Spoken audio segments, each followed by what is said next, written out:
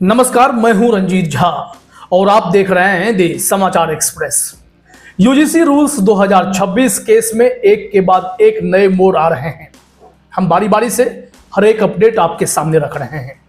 पहला अपडेट यह है कि जिस पीसीएस ऑफिसर अलंकार अग्निहोत्री ने इस यूजीसी के नए नियम के खिलाफ गुस्से में इस्तीफा दे दिया या आहत होकर इस्तीफा दे दिया था, अब उस ऑफिसर के साथ गजब ही सलूक हो गया।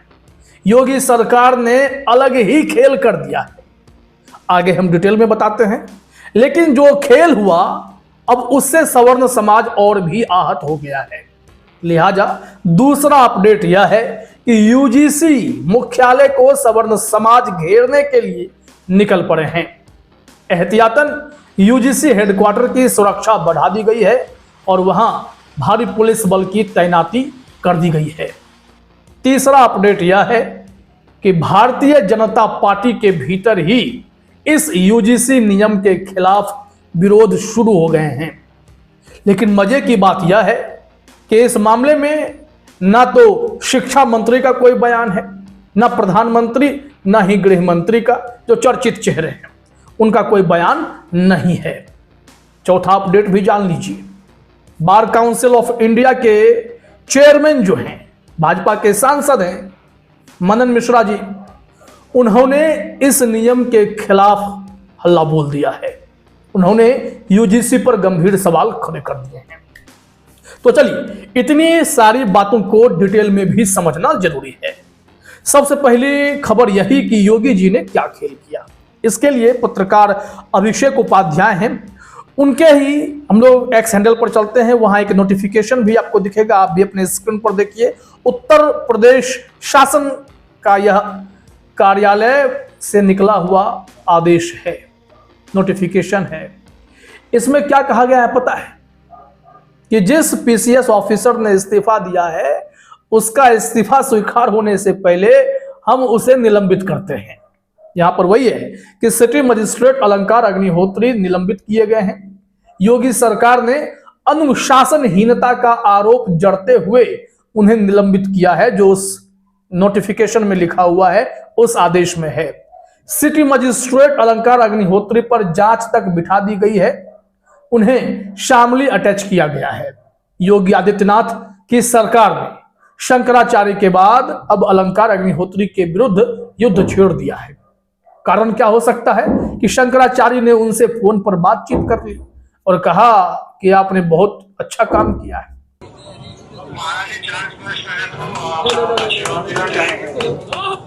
जी नारायण, कैसे हैं आप?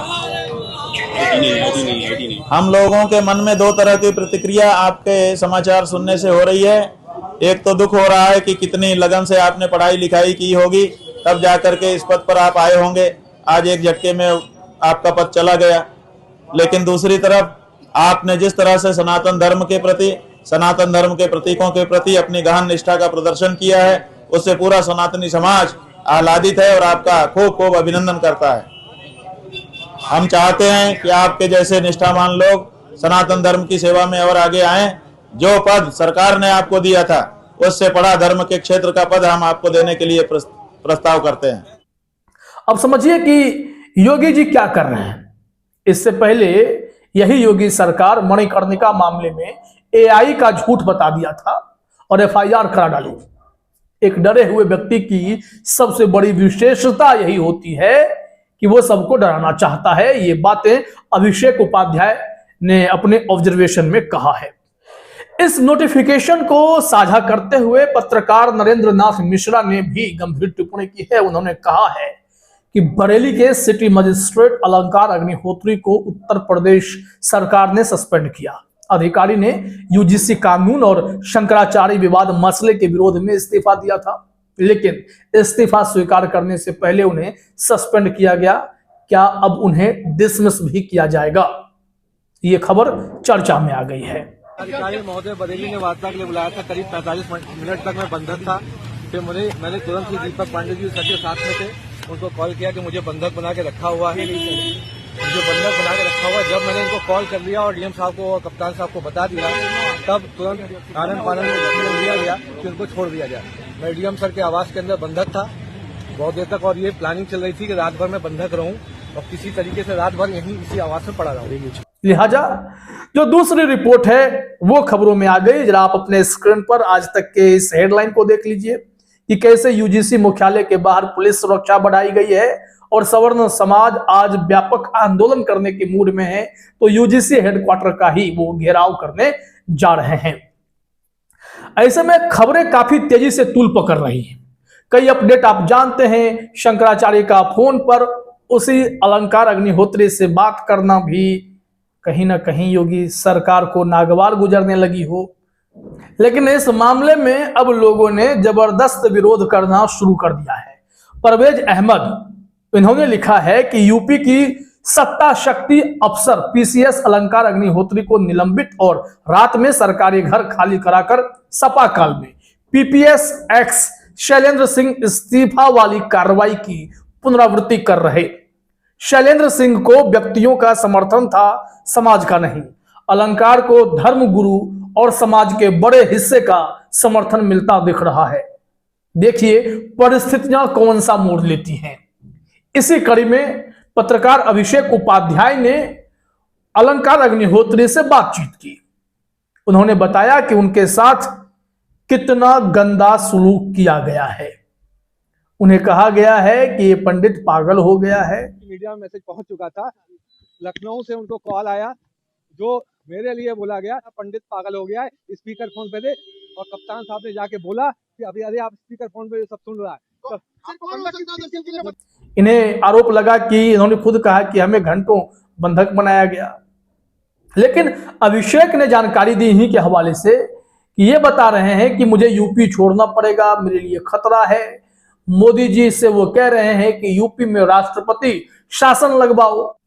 उन्होंने सरकार को ब्राह्मण विरोधी बताया है। ऐसे में कई तरीके से लोग सवाल कर रहे हैं कि क्या योगी सरकार को घेरने की कवायद है। अब यह यूजीसी प्रकरण जो है बड़ा रूप लेती दिखाई पड़ रही है। क्यों? क्योंकि इसमें बीजेपी के भीतर ही अलग अलग प्रतिक्रियाएं आने लगी हैं।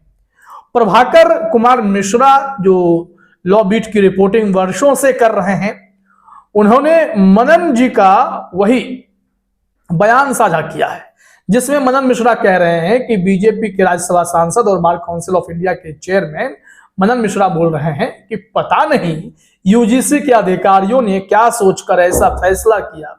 इस रेगुलेशन से किसी को कोई फायदा नहीं होने वाला है।